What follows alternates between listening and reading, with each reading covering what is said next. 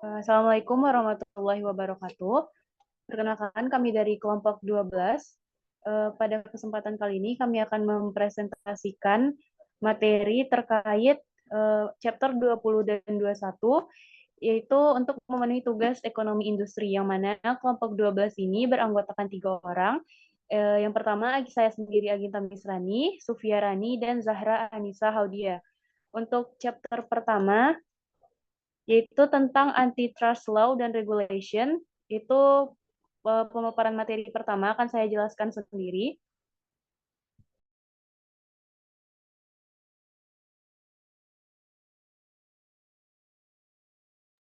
Boleh next.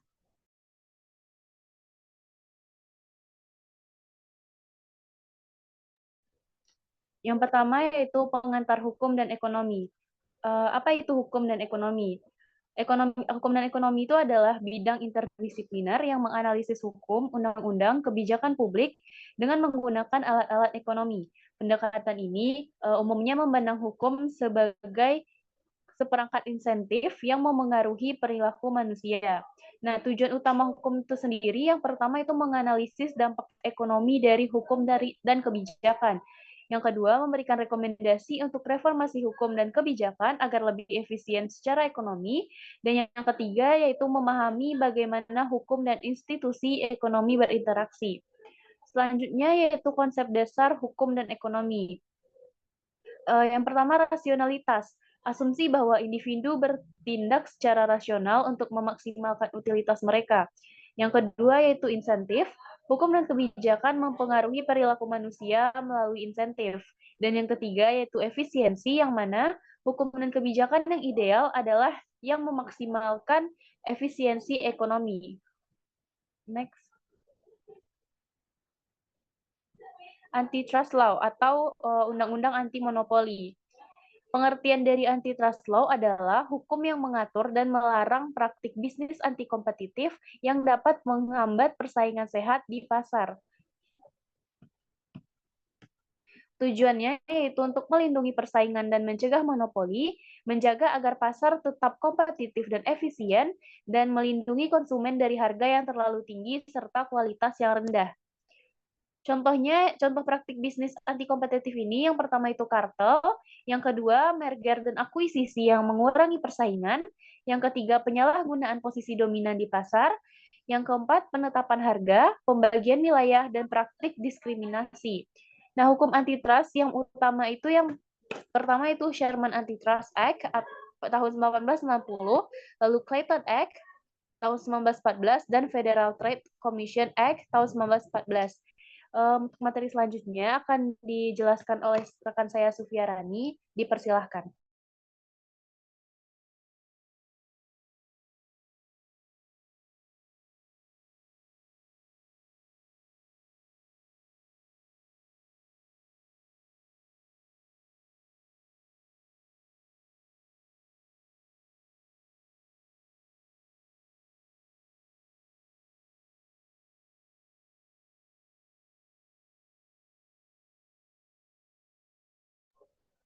Maaf Ran, belum di-unmute.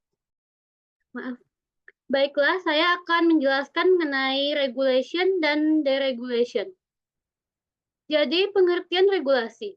Regulasi adalah aturan atau undang-undang yang dibuat oleh pemerintah untuk mengatur dan membatasi kegiatan ekonomi dan bisnis.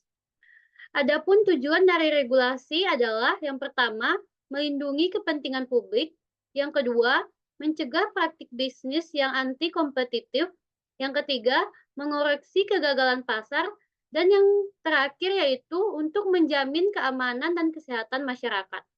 Selanjutnya yaitu adalah deregulasi. Deregulasi adalah proses mengurangi atau menghilangkan aturan dan regulasi pemerintah dalam bidang ekonomi dan bisnis. Contoh deregulasi yang pertama yaitu penghapusan regulasi di sektor penerbangan, telekomunikasi, dan keuangan di Amerika Serikat pada tahun 1970-an dan 1980-an. Yang kedua yaitu deregulasi sektor listrik di beberapa negara untuk mendorong persaingan. Dan yang ketiga yaitu pengurangan regulasi di sektor perbankan dan keuangan.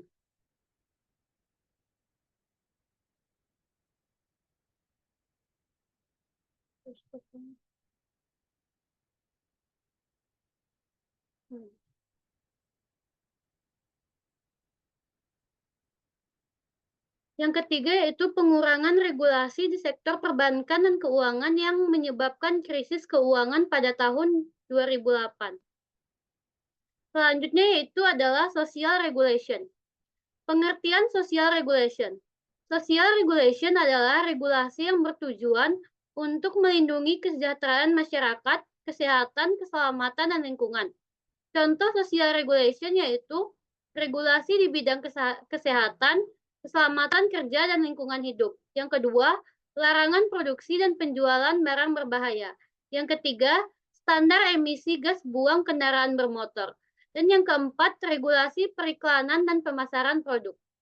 Adapun tujuan dari social regulation yaitu melindungi konsumen dan masyarakat dari resiko bahaya. Yang kedua, mendorong perusahaan untuk mempertimbangkan dampak sosial dan dampak lingkungan. Yang terakhir yaitu untuk menjamin kesetaraan dan keadilan sosial. Baiklah, selanjutnya, atau materi selanjutnya akan dijelaskan oleh rekan saya, Rara. Pada Rara, dipersilakan. Baiklah, terima kasih moderator atas kesempatannya. Selanjutnya yaitu kita membahas mengenai social conference with advertising. Berarti yang pertama adalah pentingnya periklanan dalam perekonomian. Periklanan memainkan peranan penting dalam ekonomi modern, yaitu periklanan dapat membantu konsumen memperoleh informasi dan mendorong persaingan di pasar. Yang kedua itu isu etika dan sosial dalam periklanan. Yang pertama, iklan yang menyesatkan atau membuat klaim berlebihan. Nah, yang kedua ada periklanan yang menyasar anak-anak dan remaja. Yang ketiga ada stereotip gender dan ras dalam iklan. Yang keempat ada periklanan produk yang berbahaya bagi kesehatan. Yang kelima ada dampak periklanan terhadap nilai-nilai budaya dan moral masyarakat. Yang ketiga adalah regulasi periklanan. Pemerintah dan organisasi industri telah membuat berbagai peraturan dan kode etik untuk mengatur praktik periklanan seperti adanya larangan yang menyesatkan atau palsu, adanya pembatasan iklan untuk produk tertentu seperti rokok, minuman beralkohol, dan lain-lain. Terus juga ada perlindungan konsumen rentan seperti anak-anak, dan terakhir itu kewajiban mencantumkan informasi penting dalam iklan. Baik, saya kembalikan kepada moderator.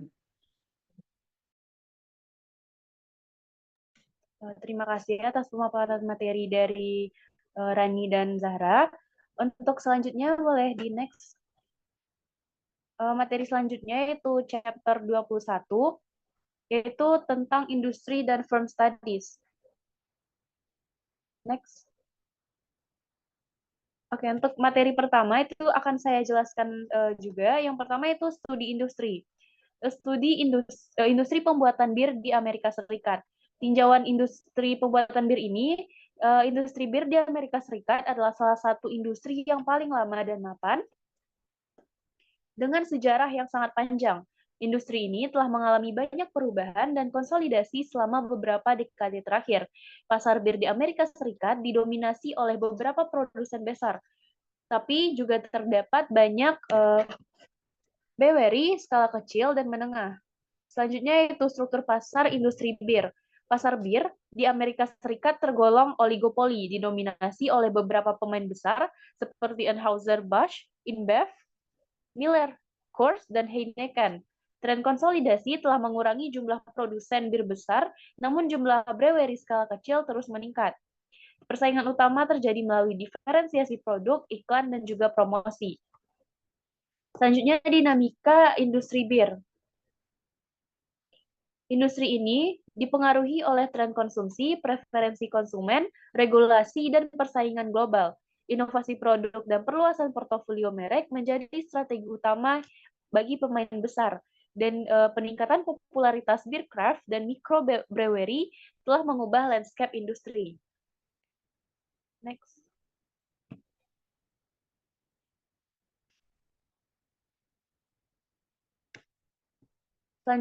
Selanjutnya yaitu industri, mungkin sebelumnya. Oke, selanjutnya itu industri rokok di Amerika Serikat. Gambaran umum industri rokok di Amerika Serikat ini, yang pertama, industri rokok di Amerika Serikat adalah salah satu industri yang terkonsentrasi dan terkendali dengan ketat oleh pemerintah. Pasar rokok Amerika Serikat didominasi oleh beberapa produsen besar seperti Altria, Reynolds American, dan Imperial Brands. Industri ini telah menghadapi tantangan besar terkait isu kesehatan masyarakat dan regulasi yang sangat ketat. Selanjutnya yaitu struktur pasar industri rokok. Pasar rokok Amerika Serikat termasuk dalam kategori oligopoli ketat dengan tingkat konsentrasi yang sangat tinggi. Perusahaan-perusahaan besar memiliki pangsa pasar yang dominan dan membentuk barrier to entry yang kuat. Persaingan utama terjadi melalui diferensiasi merek, iklan, dan promosi titik penjualan. Dinamika Industri rokok dihadapkan pada tren penurunan konsumsi rokok akibat meningkatnya kesadaran kesehatan masyarakat. Regulasi pemerintah yang semakin ketat seperti larangan iklan, peringatan kesehatan, dan kenaikan cukai telah menekan industri ini. Perusahaan rokok beradaptasi dengan melakukan diferensiasi produk, merger, dan strategi pemasaran yang inovatif. Oke, untuk selanjutnya itu akan dijelaskan oleh rekan saya Rani. Kepada Rani disilakan.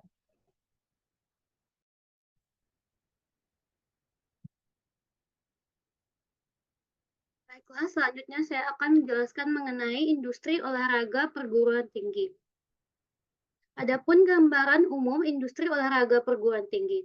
Yang pertama, industri olahraga perguruan tinggi di Amerika Serikat adalah salah satu industri yang unik dan kompleks. Industri ini melibatkan banyak pemangku kepentingan, termasuk universitas, asosiasi olahraga, sponsor, dan FES. Olahraga perguruan tinggi telah menjadi bagian penting dari budaya dan identitas kampus di Amerika Serikat. Selanjutnya itu adalah struktur pasar industri olahraga perguruan tinggi. Pasar olahraga perguruan tinggi tidak berdasarkan struktur pasar kompetitif, melainkan diatur oleh asosiasi olahraga seperti NCAA. Yang kedua, universitas-universitas bergabung dalam divisi dan konferensi yang memiliki aturan dan regulasi sendiri. Dan yang ketiga yaitu sumber pendapatan utama industri ini berasal dari tiket, hak siar TV, sponsor, dan merchandise. Yang selanjutnya yaitu dinamika industri olahraga perguruan tinggi, di mana industri ini menghadapi isu-isu kompleks terkait amateurisme, kompensasi atlet, dan kesetaraan gender. Yang kedua, persaingan untuk mendapatkan atlet berbakat dan meningkatkan prestasi tim menjadi fokus utama universitas. Dan yang terakhir yaitu perkembangan teknologi dan media telah mengubah landscape industri olahraga perguruan tinggi. Selanjutnya yaitu adalah studi perusahaan. Yang pertama, perusahaan pembuatan bir Schlitz. Sejarah dan profil perusahaan. Schlitz Brewing Company adalah salah satu produsen bir terbesar di Amerika Serikat pada abad ke-19 dan awal abad ke-20. Perusahaan ini didirikan pada tahun 1849 di Milwaukee, Wisconsin, dan mencapai puncak produksi pada tahun 1940-an. Schlitz dikenal dengan slogan "The Beer That Made Milwaukee Famous" dan menjadi salah satu merek bir terkemuka di Amerika Serikat. Adapun strategi dan dinamika perusahaan. Pada awalnya, Schlitz menerapkan strategi fokus pada kualitas produk dan inovasi untuk meningkatkan pangsa pasarnya. Perusahaan melakukan ekspansi agresif melalui akuisisi dan pembangunan pabrik baru di berbagai wilayah. Namun, pada tahun 1970-an, Schlitz menghadapi masalah kualitas produk dan kehilangan pangsa pasar akibat persaingan yang semakin ketat. Upaya rebranding dan reorganisasi tidak berhasil, dan Schlitz akhirnya dijual ke perusahaan lain pada tahun 1981. Materi selanjutnya akan dijelaskan oleh rekan saya, Rara. Kepada Rara dipersilakan. Baiklah, saya akan melanjutkan dari materi tadi, yaitu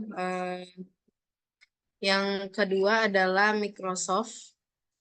Sejarah dan profil dari perusahaan Microsoft ini, yang pertama, Microsoft adalah perusahaan teknologi terkemuka yang didirikan oleh Bill Gates dan Paul Allen pada tahun 1975.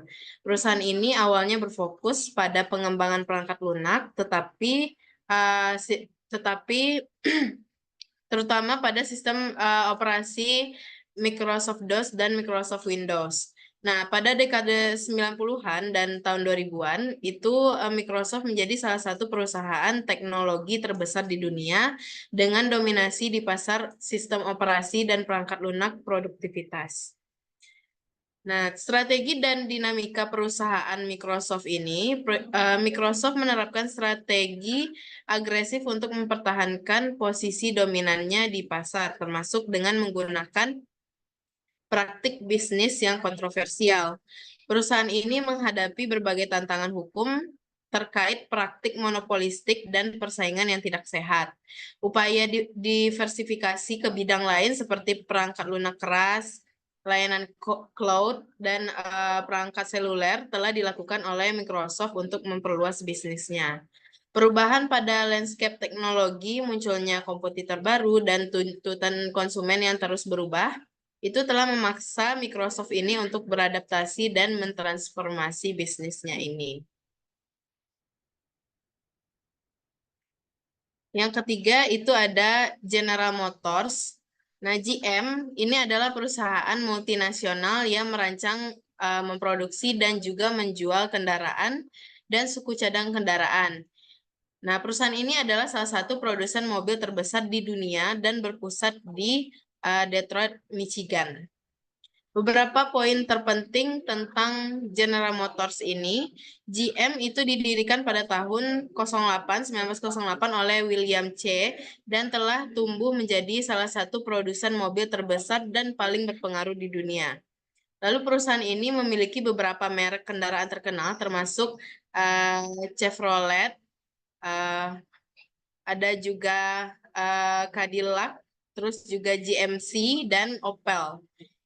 GM juga memiliki sejarah yang panjang dalam hal inovasi dan telah memainkan peran penting dalam pengembangan industri otomotif, termasuk pengenalan mobil terjangkau yang diproduksi massal pertama. Itu adalah Ford Model T.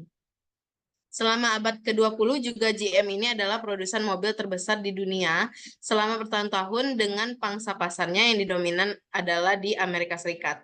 Namun perusahaan ini menghadapi tantangan yang signifikan pada awal abad ke-21, termasuk di krisis keuangan tahun 2008 yang menyebabkan perusahaan mengajukan kebangkrutan dan mendapatkan bailout dari pemerintah AS. Sejak saat itu juga GM telah menjalani restrukturisasi besar-besaran dan berfokus pada pengembangan kendaraan dan yang lebih hemat bahan bakar dan canggih secara teknologi, serta memperluas kehadirannya di pasar berkembang seperti Cina. Perusahaan ini juga berada di garis depan pengembangan teknologi kendaraan listrik dan otonom, dengan meluncurkan model-model seperti Chevrolet Bolt dan investasi dalam teknologi mobil otonom. Meskipun menghadapi tantangan, GM juga tetap menjadi salah satu produsen mobil terbesar dan paling berpengaruh di dunia, dengan kehadiran global dan portofolio merek kendaraan yang beragam. Baik, sekian yang dapat saya sampaikan. Saya kembalikan kepada moderator.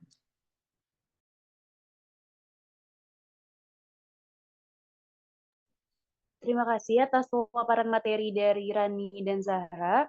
Mungkin pada video kali ini hanya sekian yang dapat kami sampaikan terkait materi chapter 20 dan 21, yang mana chapter 20 yang yaitu antitrust law dan regulation, dan juga untuk chapter 21 yaitu industri dan firm studies. Saya selaku moderator pamit undur diri. Terima kasih. Assalamualaikum warahmatullahi wabarakatuh.